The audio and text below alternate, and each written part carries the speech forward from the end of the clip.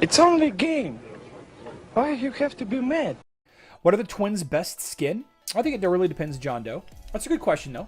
Let's take a look at stat leveling priority for the two. So for Krista,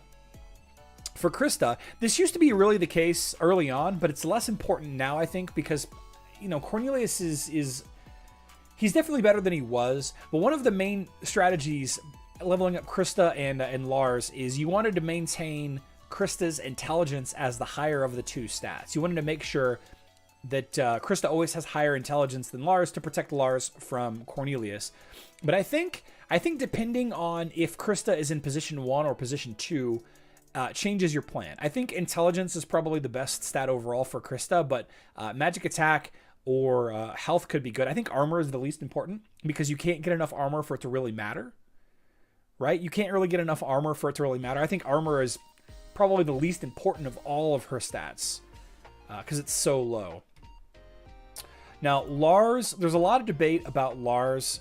The best way to level up Lars's stats overall is to invest in magic penetration up to a point and then shift gears over to magic attack.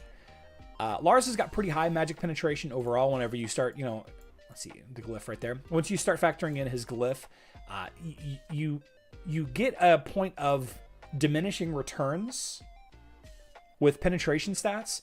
The glyph, the skin, and the artifact weapon kind of makes it so that he has really, really high magic penetration compared to the enemy's magic defense. So instead of investing a ton into magic penetration, like all of it,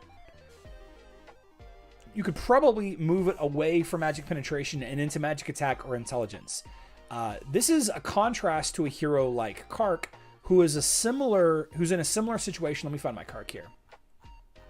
Kark is in a similar situation that he's a primary damage dealer. Now, obviously, he's a physical attacker, but he's a primary damage dealer. The difference being is his artifact weapon is physical attack, not armor penetration.